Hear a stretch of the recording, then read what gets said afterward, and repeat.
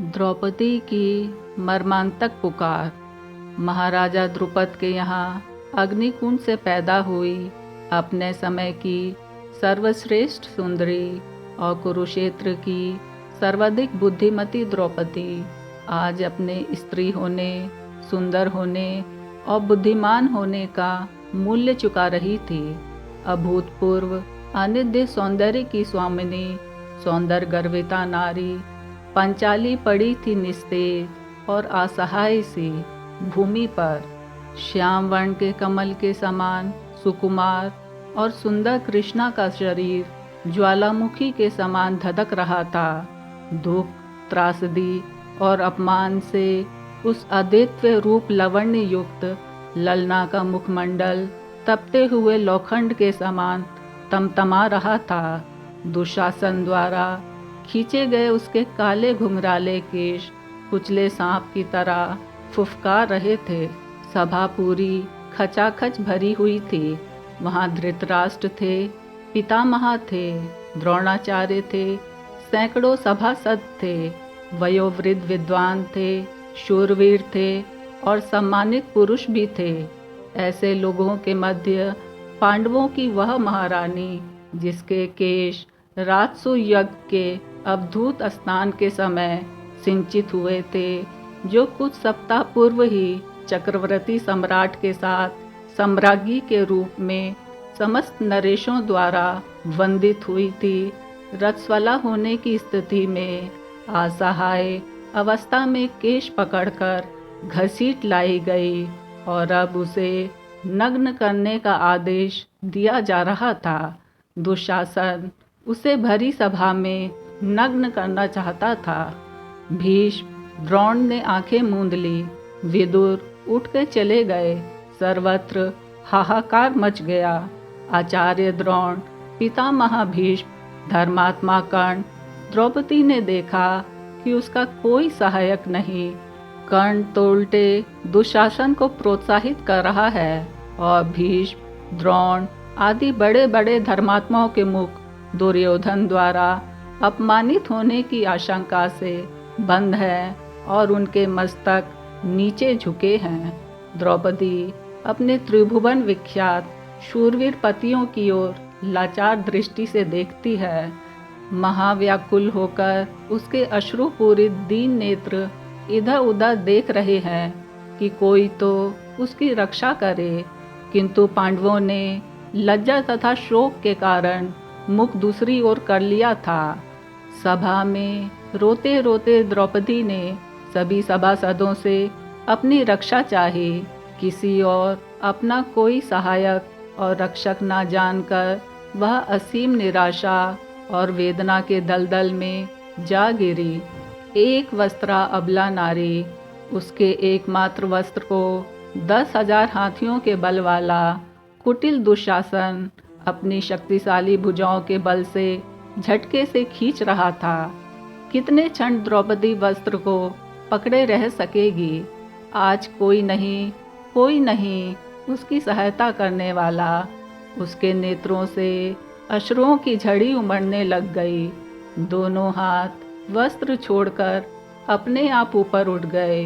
वह भूल गई संसार, भूल गई राजसभा, भूल गई अपने वस्त्र, भूल गई अपना शरीर, भूल गई अपनी मर्यादा।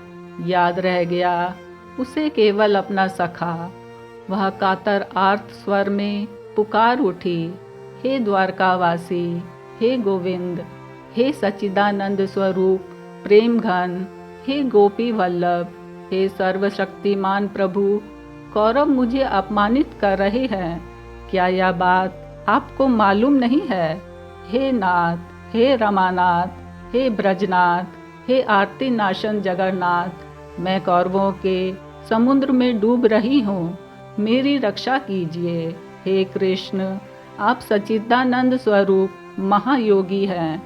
आप सर्वस्वरूप एवं सबके जीवन दाता हैं। हे गोविंद, मैं कौरवों से घिरकर बड़े संकट में पड़ गई हूँ। आपकी शरण में हूँ, आप मेरी रक्षा कीजिए। इस पुकार में संपूर्ण समर्पण है। हे कृष्ण, मुझे संसार में अब आपके अतिरिक्त और कोई मेरी लाज बचाने वाला दृष्टिगत नहीं हो रहा है। अब आप ही इस कृष्णा की लाज रखो। हे दयामय, मेरा उद्धार करो। द्रौपदी आर्त भाव से पुकारने लगी, बेसुध होकर पुकारती रही। उस आरती नाशन असहाय के सहायक करुणानव को उसे पता नहीं था कि क्या हुआ या हो रहा है। वह अनभिज्ञ थी उन रहस्यमयी घटनाओं से जो घट रही थी उसके चारों ओर। आज उसकी मर्मांतक पुकार प्रार्थना बन गई। आज पंचाली ने कुछ नहीं होकर कृष्णा को पुकारा। अब तक कृष्ण उसका था, लेकिन आज द्रौपदी कृष्ण की हो गई। अपने अस्तित्व को पूर्ण रूप से विस्मृत कर उसने पूर्ण शरणागति प्राप्त कर ली। सभा में कोलाहल होने लगा। लोग आश्चर्यचकित रह गए।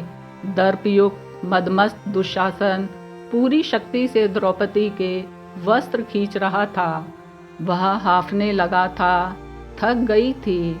10 सहस्त्र हाथियों का बल रखने वाली उसकी शक्तिशाली भुजाएं द्रौपदी के वस्त्र से वस्त्रों का अंबार निकलता जा रहा था। वस्त्र का एक विशाल पर्वत निर्मित हो गया था। वह 10 हाथ का वस्त्र पंचाली के शरीर से तनिक भी हट नहीं रहा था। वह तो अनंत हो चुका था। हार कर अहंकारी दुशासन लज्जित होकर बैठ गया। दयामय द्वारकानाथ रथस्वाला नारी के उस अपवित्र वस्त्र में ही प्रविष्ट हो गए थे। आज अनादि स्वरूप कृष्ण ने वस्त्रावतार धारण कर लिया था और अब उनकी अनंतता का और छोर कोई कैसे पा सकता था। अपनी सखी की मर्यादा ढकने के लिए कृष्ण आज स्वयं उसकी चीर बन गए थे। कहते हैं बाद में वासुदेव को उनकी सखी द्रौपदी ने उपालम दिया। हे वासुदेव, मेरे अभिन्न सखा, मेरे आर्त स्वर से पुकारने पर भी तुम इतनी देरी से क्यों आए थे? तब वासुदेव बोले, कृष्णे, तुमने मुझे द्वारका से बुलाया, वहाँ से आने में समय लगता ही। मैं तो तेरे पास तेरे हृदय में अंतर्यामी रूप से उपस्थित था। यदि वहाँ से पुकारती तो शीघ्र आ जाता। जय श्री कृष्ण, जय श्री कृष्ण, जय श्री कृष्ण।